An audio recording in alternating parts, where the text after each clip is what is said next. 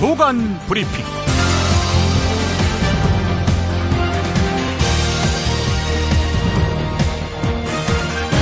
2015년 8월 22일 토요일입니다. 김용민입니다. 그야말로 일촉즉발의 한반도입니다. 북한이 군사적 행동에 나서겠다며 대북 심리전 방송을 중단하라고 요구한 시한, 바로 오늘 오후 5시가 다가오면서 추가 도발 우려가 커지고 있습니다.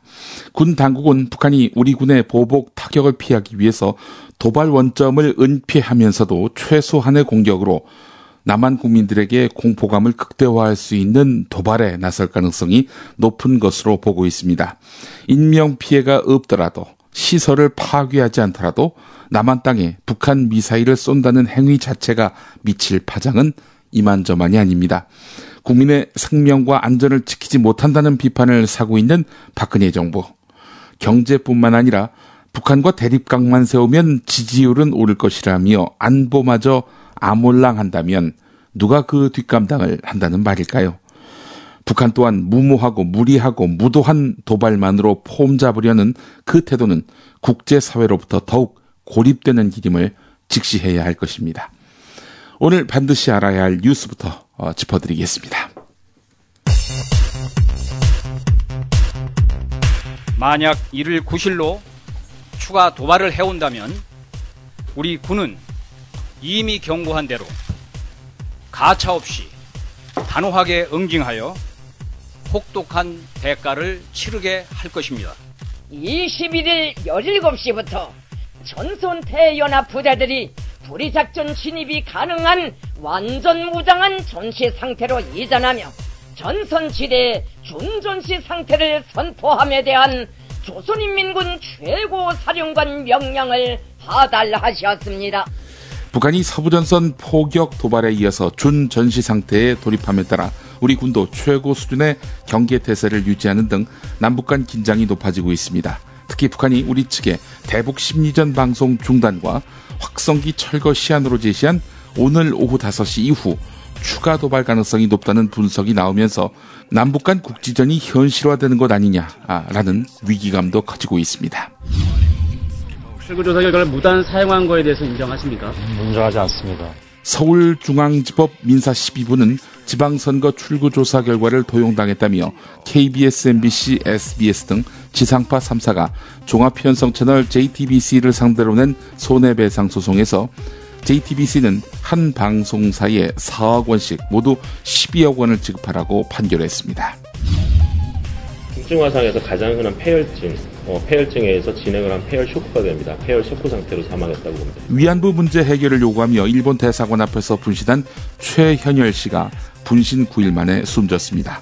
화상 치료를 받아오던 최현열 씨는 끝내 의식을 회복하지 못하고 어제 오전 6시 4분쯤 숨을 거뒀는데요. 최현열 씨는 분신 전에 성명서와 유서를 미리 써뒀는데 성명서에는 박근혜 대통령의 동생 박근영 씨의 친일 발언을 비판하는 내용과 과거사를 반성하지 않는 일본 아베 정권을 개탄하는 내용이 적혀 있었습니다.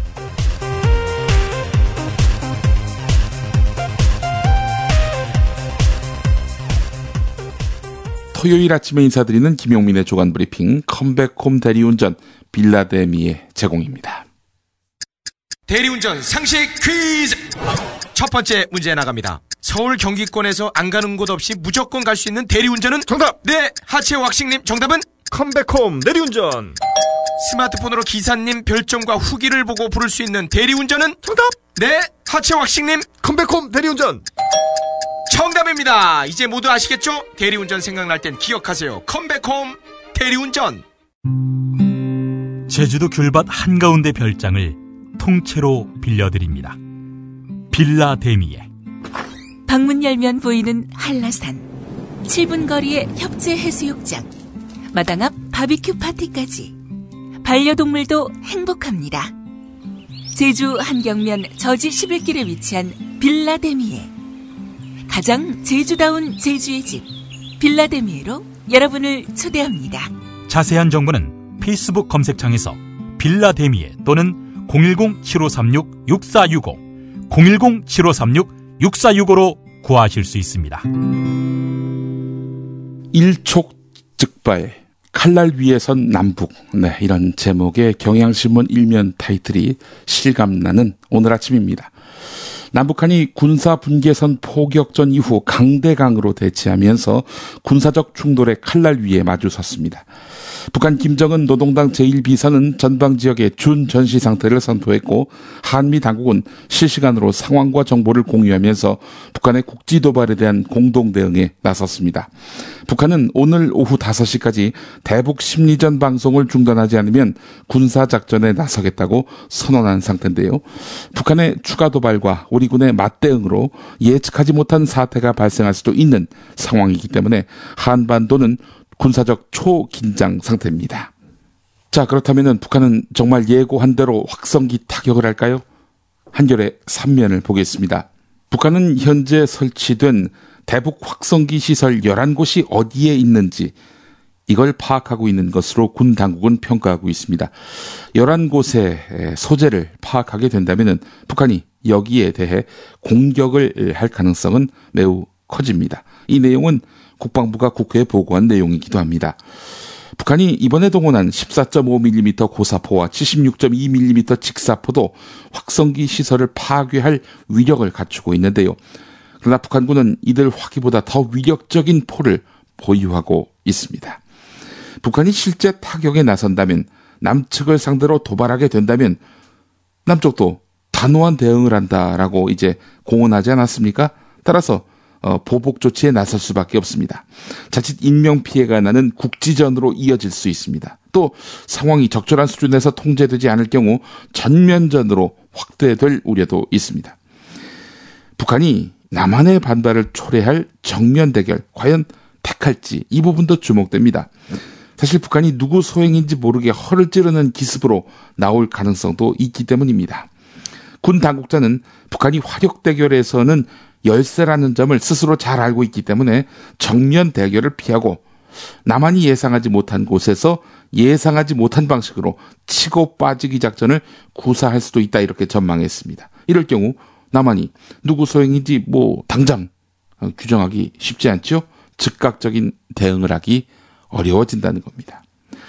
자, 그러나 미국과 중국이 모두 남북 간의 긴장 고조를 원치 않습니다. 따라서 남북 간의 충돌, 이것이 확전될 가능성은 상대적으로 낮아 보인다는 평가도 나오고 있는데요.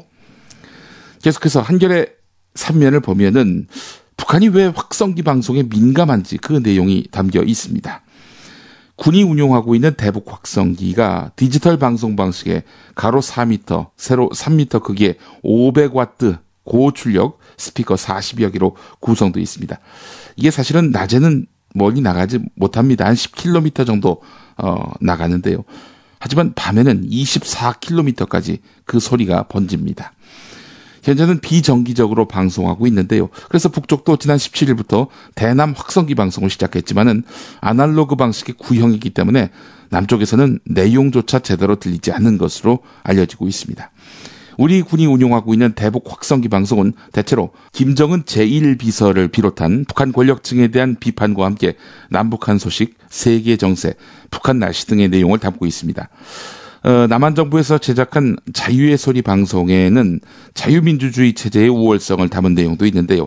여성 탈북자 한 명도 방송에 참여해서 탈북 경험담과 남쪽에서 생활하는 이야기를 들려주고 있는데, 군이나 보수단체 쪽에서는 북쪽이 대북 방송 열흘 만에 포격을 해오는 등 도발하는 것 자체가 대북 방송이 북한군의 전투 의지를 꺾고 체제를 이완시키는데 상당한 효과가 있음을 입증한다 이렇게 주장하고 있습니다. 하지만 대북 전문가들은 남북 관계에 미치는 영향과 실제 효과를 고려할 때 대북 확성기 방송은 중단해야 한다 이렇게 이야기하고 있는데요. 양무진 북한대학원 대학교 교수는 북한의 포격 이유는 대북 심리전 효과 때문이 아니라 체제 모독으로 생각하기 때문이라면서 대북 심리전으로 북한 주민 또 북한 병사들이 조직적으로 탈북한 사례가 없다 이렇게 지적하고 있습니다. 사실은 저희가 먼 발치에서 이 상황을 지켜보고 있습니다만은 연천 철원 주민들의 표정은 어둡습니다. 한겨레 6면에 관련한 기사가 있는데요. 북한군 포격으로 주민 대피령이 내려진 지 이틀째인 어제 경기도 연천군 중면 3군리와 횡산리에는 고요함 속에 추가 포격에 대한 걱정으로 긴장감이 감돌았다. 이렇게 시작하는 기사입니다. 마을 노인회 총무인 허화일 씨는 주민을 불안에 빠뜨린 대북방송을 안 했으면 좋겠지만 정부도 목적과 근거가 있어서 한 것이라고 생각한다. 북한이 큰 소리를 치지만 다시 쏘면은 전쟁을 각오해야 하는데 그럴 수 있겠는가라고 말을 했다고 합니다. 철원 주민들 역시 대치가 장기화되는 것을 걱정하고 있는데요. 이 주말에 체험관광 대부분이 취소됐다고 합니다. 또 쏘면 어떻게 하나 이 염려가 가득한 주민들인데 남북이 빨리 해결점을 찾기를 바란다는 이런 이야기도 했다고 합니다. 지역 주민뿐이겠습니까? 아들을 군에 보낸 부모님들도 지금 잠설치고 있습니다. 관련한 기사가 한겨레 6면에 있습니다. 최근에 아들을 군에 보낸 황모 씨는 훈련소 퇴소식에서 아들을 만나던 중에 포격 소식을 들었다. 아들에게 몸조심하라고 신신당부했지만 걱정된다. 아들을 보고 온 뒤 남편은 잠도 제대로 이루지 못하고 있다. 이렇게 말했다고 합니다. 지난 5월 입대한 동생을 둔 심희정 씨는 비상 상황이라는데 동생은 어떻게 하고 있을지 걱정된다. 전화 한번 해주면 좋을 텐데 연락도 안 오고 부모님이 불안해한다라고 말했다고 합니다. 남자친구가 6월에 입대한 대학생 김도훈 씨는 지뢰가 터지고 폭격까지 벌어지니 걱정이 많이 된다. 인터넷 커뮤니티에서 연천에 있는 부대에 남자친구가 있다는 사람이 너무 불안하다는 글을 올린 걸 봤다. 라고 말했다고 하는데 군대 간 남자친구를 기다리는 여성들의 인터넷 모임인 고무신 카페 등에는 남자친구 부대가 안전한지를 묻는 글이 이어지고 있다고 합니다. 자, 군은 국민들에게 군을 믿고 안심하라 이렇게 말하고 있는데 말이죠. 과연 믿을만한지 한국일보 사면 기사를 보겠습니다. 군 당국이 북한군의 서부전선 포격 도발에 다소 허둥거렸다는 정황들이 나오고 있다는 겁니다. 작전 실패까지는 아니지만 초동 대응 과정에서 여전히 미숙한 점을 드러냈다는 겁니다. 국회에서 비공개로 열린 새누리당 긴급 주요 당직자 회의에서 백승주 국방부 차관은 원점 타격이 아니라 대응 포격을 했다 이렇게 설명을 했는데요. 백 차관은 북한이 우리 측에 실질적인 피해를 주지 않았기 때문에 원점 타격보다는 대응 사격을 했다라고 밝힌 것으로 전해졌습니다. 하지만 일부에서는 현지 부대에서 애초 도발 원점을 찾지 못했을 가능성이 거론되고 있습니다. 북에서 어디서 포를 쐈는지 이런 것들을 제대로 파악하지 못했다 이런 얘기죠. 군 당국은 화력수단도 오락가락했습니다. 당초에는 북한이 로켓포 도발을 했다고 설명했다가 뒤늦게 고사포와 직사화기로 추정된다 이렇게 말을 바꿨습니다. 이에 북한 최고사령부는 아군이 발사했다는 포탄이 고사포탄인지 소총탄인지 로켓탄인지도 분별하지 못한 상태에서 이러한 군사적 도발을 거리낌 없이 감행했다라면서 우리 군을 비난했습니다. 뭘 모르고 반격했다 이런 얘기죠. 자, 우리 군의 대응 사격 횟수도 논란이 됐습니다. 국방부 주변에서는 애초 우리 군이 36발을 사격한 것으로 전해졌지만 공식 브리핑에서는 수십 발이라고만 했습니다. 36발이나 수십 발이나 그게 그거 아니냐라고 얘기할지는 모르겠습니다만은 이 백승주 차관 어제는 29발을 사격했다 이렇게 정확한 수치를 밝혔습니다. 36발이라고 했다가 29발이라고 했다가 말이 자꾸 바뀝니다. 북한군의 1차 도발부터 대응 사격까지 1시간가량 걸렸다는 점에서 늑장 대응이라는 지적도 나왔습니다. 사실 북한의 도발이 걱정된다기보다는 우리 군이 과연 이런 도발을 처절하게 철저하게 분쇄하고 두 번 다시 도발할 생각을 못하게 만들 만한 역량이 있느냐 이걸 우려하고 있는 거 아니겠습니까? 한겨레 일면으로 가보면은 남북 포격 사태에 대한 전문가 제언이 실렸습니다. 북한 리스크가 고조되고 있는데 역시 대화로 출구를 열어야 한다라는 지적이 주류를 이루었다는 겁니다. 정욱식 평화네트워크 대표는 북한이 관계 개선을 거론한 것은 위기를 고조시킨 뒤에 남북관계를 풀기 위한 반전의 계기를 만들려는 의도일 수 있다. 우리는 북한의 의도를 역이용해서 위기 고조 국면을 벗어나는 쪽으로 상황을 이끌 필요가 있다. 이렇게 지적했습니다. 앞서도 전문가 견해로 소개된 양무진 교수는 북한 국방위 대표와 남쪽 청와대 대표가 참석하는 고위급 회담을 열어서 남북한이 원하는 모든 현안을 테이블에 올려놓고 일괄 타결하는 등 이번 기회를 남북관계 국면 전환의 계기로 활용함으로써 국민 불안을 풀어줘야 한다. 이렇게 지적했습니다. 위기를 기회로 승화시키는 거. 이게 실력이죠. 한편 미국, 중국 전문가들의 전망은 한결의 오면에 있습니다. 미국 쪽에서는 소규모 접전 가능성이 있다 이렇게 보고 있는 반면 중국 쪽에서는 충돌 확대는 안 될 것이다 이렇게 보고 있다는 겁니다. 프랭크 자누지 이 맨스필드 재단 대표는 미사일이나 핵실험 등을 포함한 북한의 추가적인 도발 가능성이 있다 이렇게 내다봤는데요. 중국 쪽 루이차오 랴오닝성 사회과학원 한국북한연구센터 주임은 정황상으로 봤을 때 전체적으로 충돌이 확대될 것 같지는 않다 이렇게 말했다고 합니다. 하지만 진징이 베이징대 교수는 대북 확성기 방송을 멈추게 하겠다는 북한의 의지가 강한 만큼 한국이 강대강 대결로 나간다면 북한이 일부 지역에 조준 타격을 할 가능성이 있다 이렇게 말했다고 합니다. 대화만이 답이다 이런 지적입니다. 뉴스의 재구성 듣고 계속해서 이어가겠습니다.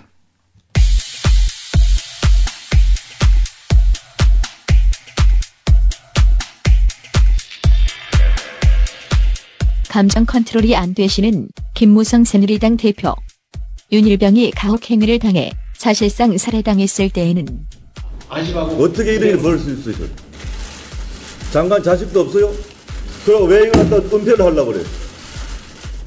4월 7일 날 발생한 살인사건인데 왜 이걸 시시하고 덮으려고 그랬어? 이런 엄청난 사건이 벌어진데 왜 문책의 범위가 이것밖에 안 됩니까? 내 치가 터져가지고 말이 제대로 안 나와요. 북한에게 포격을 당했음에도 상황 보고를 제대로 하지 못하는 국방부 관계자를 향해서는 그런 것도 모르고 무슨 보고하러 와? 내가 아는 걸 왜 당신이 몰라? 그러나 혈기왕성하신 태도는 노무현이라는 상대를 만났을 때 그 분노 게이지가 더 상승하는데 2003년 발언. 저는 제 마음속에 노무현을 이 나라 대통령으로 인정하지 않고 있습니다. 노무현이 계속 지금까지 기조를 바꾸지 않고 이대로 나간다면 저는 우리 당이 노무현의 퇴임 운동을 벌여야 된다고 저는 생각합니다. 하지만 2012년 대선 때는 노무현 대통령의 NLL 관련 발언이라며 한참 울퍼대고는 여러분, 지금 제가 말씀드린 이런 기가 막힌 내용을 대한민국의 대통령 노무현이가 북한의 김정일에게 가서 한 말입니다. 여러분 기가 막히지 않습니까 여러분? 제가 여러분 앞에 이 내용을 낭독하면서 너무나 승부매장해서 국방에서 제대로 읽지 못했습니다. 여러분 대한민국이 이렇게 되어서 되겠습니까? 이때 남북 정상회담 준비위원장이 바로 문재인 청와대 비서실장이었습니다. 문재인이가 노무현과 똑같은 생각을 하고 있는데 이런 사람이 대한민국의 대통령이 되어서 되겠습니까 여러분? 큰소리 뻥뻥 치시는 김무성 대표. 그를 대인배로 평가하는 어떤 사람의 말. 그리고 오늘 이 자리엔 특별히 감사드리고 싶은 분이 오셨습니다. 전직 대통령이 NLL을 포기했다며 내리는 비 속에서 정상회의록 일부를 피토하듯 줄줄 읽으시던 모습이 눈에 선한데 어려운 발걸음을 해주셨습니다.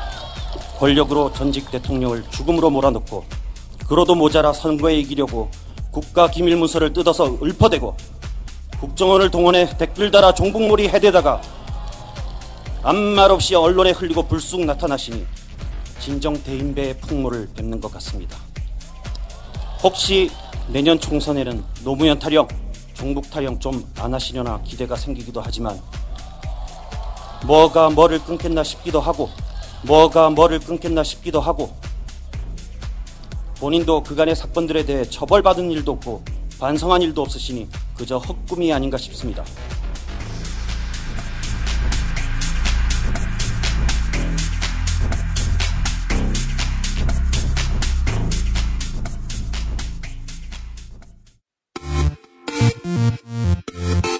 팟캐스트의 김엄마, 김용민이 만든 프로그램은 다릅니다. 김용민 브리핑, 관훈 나이트클럽, 나는 꼽살이다, 정영진 체육의 불금쇼, 쇼 개블리. 그의 프로그램은 허투루 나오는 법이 없습니다. 김용민 팟캐스트 광고 요청 홈페이지는 yongminc.kr 용민씨.kr 전자우편은 김용민 PD @gmail.com입니다. 광고비의 가치를 아는 팟캐스트 김용민 팟캐스트에 광고하세요.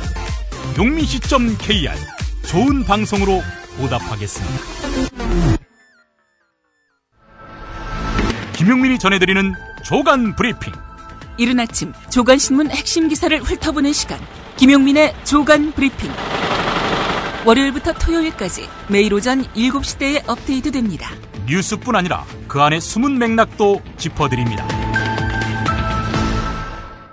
다음 소식입니다. 경향신문 한겨레가 오늘 사설에서 다룬 이슈가 있습니다. 권은희 의원 기소입니다. 새정치민주연합 소속이지요. 새누리당에도 권은희 의원이 있습니다. 검찰이 2012년 대선 당시 서울 수서경찰서 수사과장으로 국정원 댓글 여론조작 사건 수사를 담당했던 새정치민주연합 권은희 의원을 모해 위증죄로 기소한 것은 아무리 생각해도 납득하기 어렵다. 검찰이 2013년 6월 김용판 전 서울경찰청장을 선거법 위반 혐의로 기소한 것은 수사 과정에서 부당한 외압을 폭로한 권은희 의원의 양심 선언이 계기가 됐다. 재판에서도 권은희 의원은 김용판 전 청장이 전화를 걸어서 압수수색 영장을 신청하지 말라라고 했다고 증언했다. 검찰의 수사와 공소 유지는 모두 이 같은 권은희 의원 증언에 결정적으로 의존했기에 가능했다. 하지만 검찰은 이제 와서 권은희 의원 증언을 거짓말로 몰고 가며 사건을 뒤집고 있다. 물론 지난 1월 김용판 전 청장은 무죄가 확정됐다. 하지만 대법원의 무죄 판결은 단지 증거가 부족하다는 것일 뿐 김용판 전 청장이 결백하다는 취지는 아니다. 이런 사실을 잘 알고 있고 부실 수사로 김용판 전 청장에게 면죄부를 준 책임이 있는 검찰이 거꾸로 권은희 의원을 위증죄로 기소한 것은 적반하장이다. 권은희 의원에 대한 무리한 기소는 법리보다 정치적 판단이 앞섰다고 볼 수밖에 없다. 김용판 전 청장에 이어서 원세훈 전 국정원장도 사실상 선거법 위반에 대한 면죄부를 받은 상황에서 검찰은 권은희 의원을 재판대에 세운 행위 자체로 현 정권의 부담을 덜어줬다. 권은희 의원에 대해 확정 판결이 내려지기까지 박근혜 대통령은 남은 기간 동안 국정원 도움으로 대통령이 됐다는 원죄에서 벗어날 수 있기 때문이다. 이게 바로 검찰이 권력 눈치 보기로 비난을 받는 이유다. 읽다 보니까 사설 다 소개해드렸네요. 권은희 의원 기소한 검찰의 적반하장, 이런 제목의 경향신문 사설이었습니다. 한겨레 8면으로 가보겠습니다. 일당 5억 원의 황제 노역으로 논란을 불렀던 허재호 전 대주그룹 회장 소식입니다. 조세포탈 의혹 수사가 마무리되지 않았는데도 뉴질랜드로 슬그머니 출국했습니다. 이건 또 황제 출국이라고 해야 될까요? 더욱이 그는 60억 원대의 국세를 체납한 상태입니다. 검찰의 소극적인 수사 탓에 벌어진 일이라는 지적이 나오고 있습니다. 광주지검은 회사 돈 수천억 원을 국내외로 빼돌린 혐의 등 이 허재호 전 회장이 연루된 대부분의 의혹에 대해서 무혐의 처분한 다음 지난달 말 출국 금지 조치를 해제했습니다. 이 과정에서 검찰은 세무당국이 고발한 사건에 대해서도 참고인 중지 처분을 내려서 봐주기 수사를 했다는 논란이 일고 있습니다. 이 양반 정말 대단한데요. 진짜 황제 같습니다. 허재호 전 회장의 출국 사실을 까맣게 몰랐던 국세청은 부랴부랴 법무부에 출국 금지를 요청하기로 했는데요. 조선일보 신면 기사로 가보겠습니다. 65세 이상 노인 인구가 650만 명에 달하는 등 고령층 인구가 늘면서 이들이 사기꾼들의 표적이 되고 있다는 겁니다. 경찰청에 따르면 만 60세 이상 사기 범죄 피해 사건은 해마다 늘어서 2010년부터 지난 5년 동안 28.8% 증가했습니다. 17,622건에서 22,700건으로 늘어났다는 겁니다. 기업인 또 교사 출신 등에게 접근해서 지금 목돈 있지 않느냐? 이거 그냥 놀릴 거냐? 투자하라. 불려주겠다. 이런 식으로 해서 퇴직금을 가로챈 경우가 많다는 겁니다. 병 낫게 해주는 특수제품이다 라면서 건강치 못한 노인들에게는 시중의 건빵을 30만 원에 팔기도 하고 말이죠. 근처에 관광단지 들어온다. 사시라. 이러면서 시세 10배로 토지를 되팔기도 했다고 하는데요. 60에서 80대 중산층 노후 자금을 노린 사기범죄 5년 새 30% 증가하고 있다는 점. 네, 예의주시할 필요가 있을 것 같습니다. 토요일자를 보면은 북섹션이 많습니다. 신문마다 말이죠. 중앙일보를 비롯한 여러 신문들이 이 폭력의 해부라는 책을 소개하고 있습니다. 에이드리언 레인이 지었고 이윤호가 옮겼고 흐름 출판이 간행한 이 책. 놀랍습니다. 범죄자, 핏줄은 못 속인다. 이게 주제입니다. 범죄는 유전에 뿌리를 두고 있다라는 그런 메시지인데요. 누가 범죄를 저지를지 이게 예측이 가능하다라는 주장입니다. 이게 논란을 부를 수밖에 없는 게 어떤 상황, 구조가 그 사람을 범죄자로 만드는 것이 아니라 이 범죄자의 DNA가 있다는 겁니다. 그래서 이것이 대대로 전승된다고 하는 건데요. 중앙일보에서 소개된 내용을 인용해 보겠습니다. 생물학은 운명이 아니다. 환경도 중요하다. 그렇다고 해서 인간의 생물학적 특성은 과소평가될 수 없다. 범죄에 대한 사회과학적인 설명이 현재로서는 너무 세다. 과학자들, 특히 사회과학자들이 좀 더 솔직해질 필요가 있다. 사회적 요인만으로 폭력성을 충분히 설명할 수 없기 때문이다. 균형이 필요하다. 사회과학자들은 출산합병증, 임신 중 흡연과 음주, 중금속 중독, 영양실조 같은 생물학적 요인들에 대해서 별다른 비중을 두지 않고 있는데 특히 사회과학자들이 뇌를 빠뜨리고 있다. 살인과 같은 폭력적인 범죄는 일종의 암이다.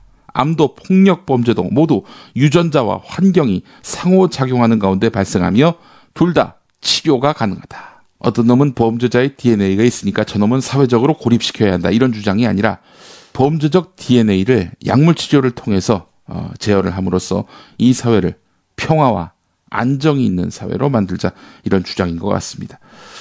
자, 그런데 말이죠. 너 폭력, 범죄 DNA 있지? 이게 세상에 알려지는 순간 이 사람은 죽을 때까지 그 오명을 쓰고 살아야 한다는 거죠. 예. 폭력, 살인 같은 이런 범죄의 DNA가 있는 사람들이 있다. 이런 주장의 이 책 사회적 논란이 될 것 같습니다.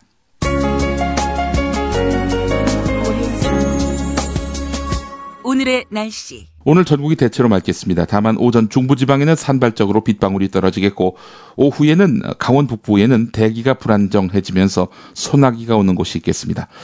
오늘 낮 동안 다소 더운 날씨가 이어지겠는데요. 서울 29도, 대전 30도, 광주 29도, 대구 31도로 예상됩니다. 내일이 바로 처서입니다. 대체로 맑은 가운데 늦더위가 이어지겠는데요. 다만 동해안에는 비가 올 것으로 예상됩니다. 다음 주 초반에는 태풍 고니의 간접 영향으로 전국 대부분 지방에 비바람이 몰아칠 것으로 전망됩니다. 오늘 김용민의 조간 브리핑은 송희영 조선일보 주필의 성장 중단의 고통 나눠 먹지 않고서야 이런 제목의 칼럼 일부를 소개해드리면서 마무리하려고 합니다. 우리 경제가 사실상 성장 정지 상태에 접어들면서 가장 걱정해야 할 것은 어떻게 나누느냐 하는 분배 문제다. 벌써부터 불길한 조짐이 늘고 있다. 인턴에 합격하고서 친구들한테 한턱 냈더니 국회의원 딸은 대기업 변호사로 특채됐다는 뉴스가 나온다. 어느 비정규직 근로자는 언제든 해고당할 수 있다는 계약서를 2년 동안 16번이나 써야 했다. 바로 옆에서는 정규직 근로자가 컴퓨터 게임을 하다가 말고 자동차 조립 라인으로 돌아와 느릿느릿 작업한다면 어느 비정규직이 참을 수 있을까? 권력을 가진 사람들이 밥 먹듯 취업 새치기를 해대고 정규직들이 옆자리 빈곤층을 보는 척하면은 눈에 핏발을 세우는 사람들이 늘어날 수밖에 없다. 만약 저성장이 마이너스 성장 국면으로 이어지면 고요한 아침의 나라 백성들도 어떤 험악한 본성을 드러낼지 알 수 없다. 그때는 백의 민족, 족자를 내밀면서 본디 평화를 사랑하는 순박한 국민이라고 말하기도 어려울 것이다. 네, 이런 내용입니다. 가진 자가 모든 것들을 독점하고 약자를 짓밟는 이런 세상이라면 양극화가 조성된다면 그들의 저항이 표면화될 것이다라는 경고입니다. 조선일보 주필의 칼럼이었습니다. 네, 일요일 잘 보내시고요. 월요일 아침에 다시 뵙겠습니다.